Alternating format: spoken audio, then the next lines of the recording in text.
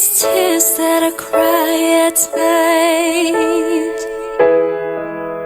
ain't worth it. The circle around my eye ain't worth it. These bruises that I feel in the morning time ain't worth it. But I'm worth it. And His love is all I need. In His love, it never hurts me. Welcome, dear friend. For some time now, we've been looking at gender-based violence EU, especially as sponsored by Anglican Diocese of Akure.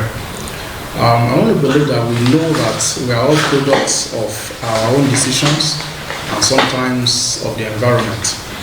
And gender-based violence EU has been on the rise recently because a lot of people do not actually know the consequences, especially on the victims. But I want to believe that everybody is affected, either you are a victim or you are not a victim, but at the long run, everybody will bear the brunt if we do not cut the EU, nip it at the bud. So today we want to consider the consequences of gender-based violence on the victims. I will just speak to my points because of the available time we have today. Victims of gender-based violence are people that are involved and people that are at the receiving end. It can either be a male, a female, a child, or an adult. But to a large extent, we know that anybody who is a victim of such an issue, sometimes you may be lucky to tell the story, and some other times you may not be lucky to tell the story.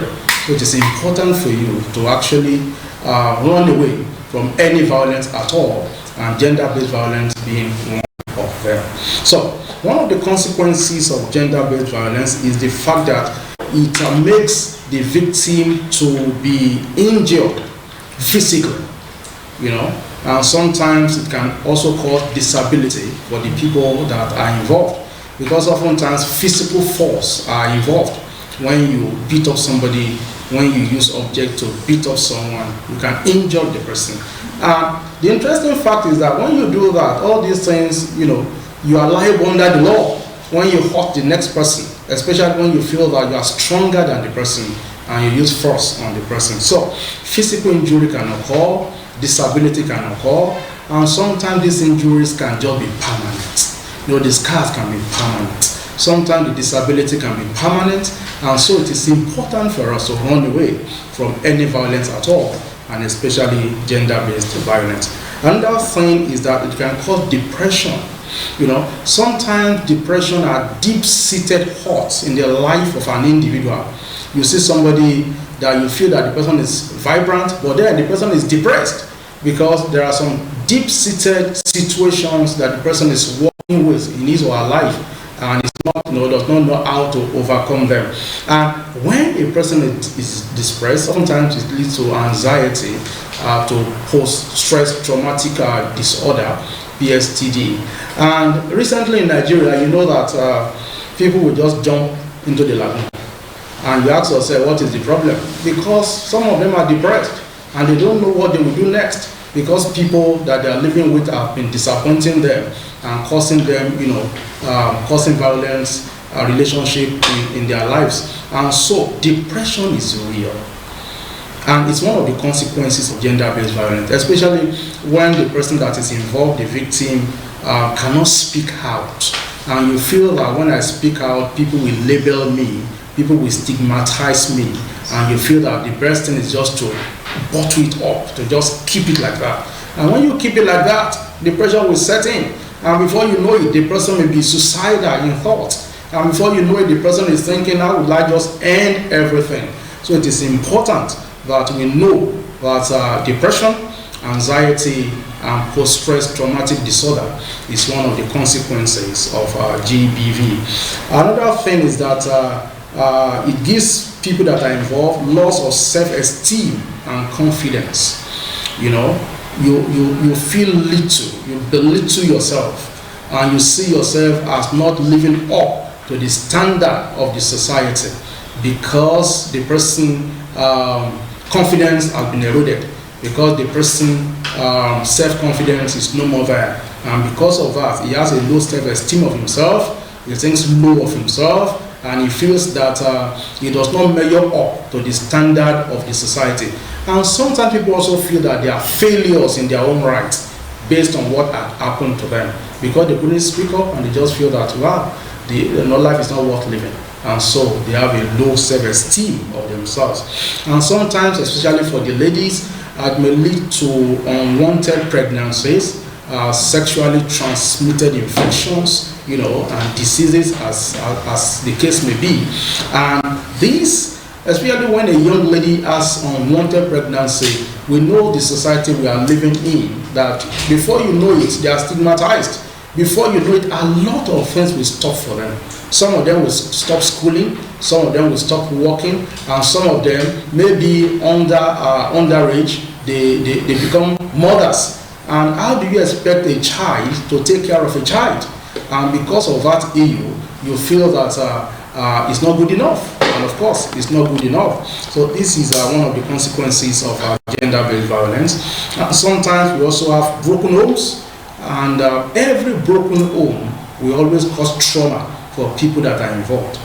Forget the society, that is encouraging homes to be broken, encouraging people to be divorced. Yes, it is important for us to know that when GBV is on the rise and when it is not curtailed, it is better for people to stay alive to tell the story than to stay in there and die. So broken home is one of the things, that the consequences of GBV that can cause broken home. And when a home is broken, to a large extent, the people that are involved will be traumatized. The children, the father, the mother, even the friends and the relatives, everybody will be affected. You see, a home that has been loving, a home that everything has been working well for them, and suddenly something like that happens. So it causes a deep-seated pain, causing trauma for everybody that is involved. And sometimes people don't easily get over all these things. And that is why you see a young lady will tell you that I don't want to get married. And you ask her why, I begin to tell you the situation that the mother went through in the hands of the father. Or a young man who will tell you that he doesn't want to get married, also telling you the situation at home.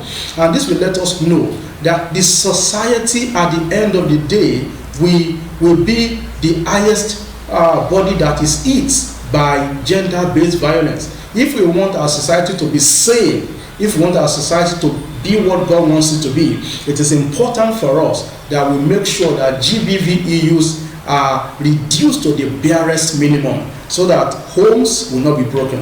When homes are broken, everybody is affected. Another consequence of gender-based violence, especially on the victim, is that it causes economic hardship.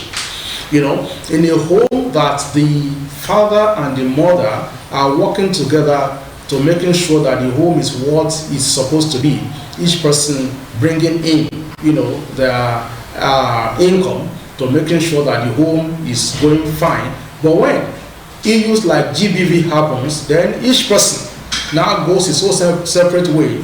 Each person is not able to say, I can trust you with my resources. Then economic hardship will set in.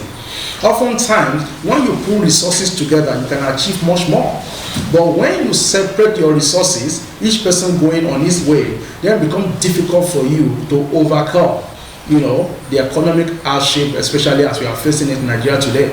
You see, everybody needs each other.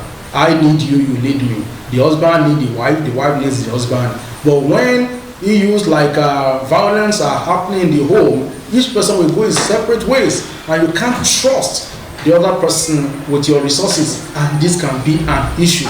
And the economic is biting so hard on people today, and so we must make sure that all these issues are taken care of so that the economy does not have a hard effect on us. And then there is the loss of interest in life and many things. This can also be can lead to depression, as we mentioned earlier.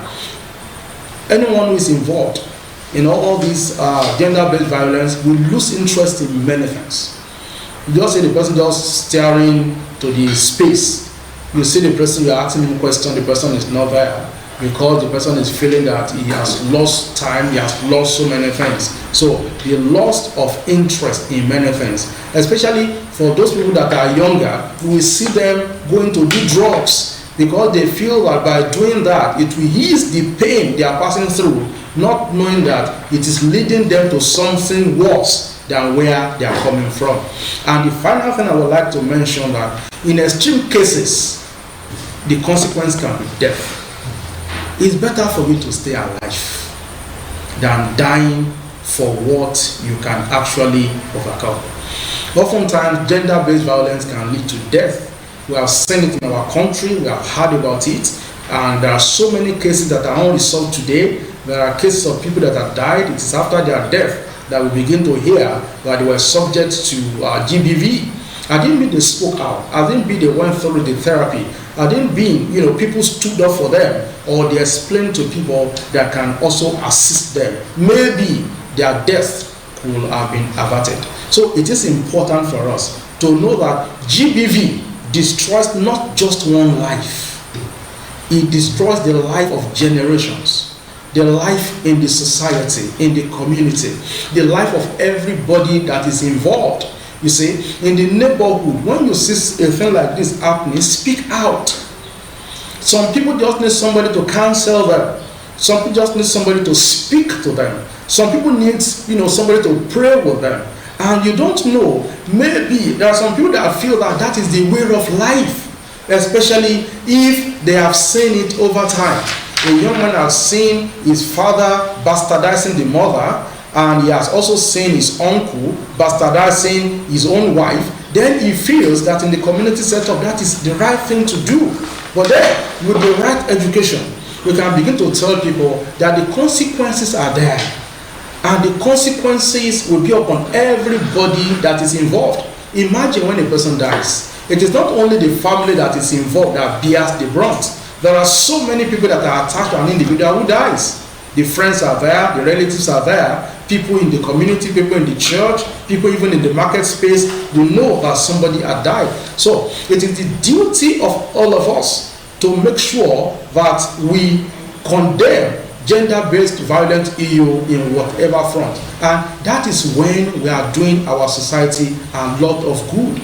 When we are able to say no to these things. And because it is on the rise today, everybody must rise up to say we don't want it. In our society, in our homes, in our environment, we don't want it. And anybody that is involved, there must be laws that are made to be active, so that people that are involved will know that of a truth that they have committed an offense against themselves and against humanity, so that the consequences will not be upon all of us. It is important for us to understand all this. And when we do that, then it becomes easy for us to live in a very sane society.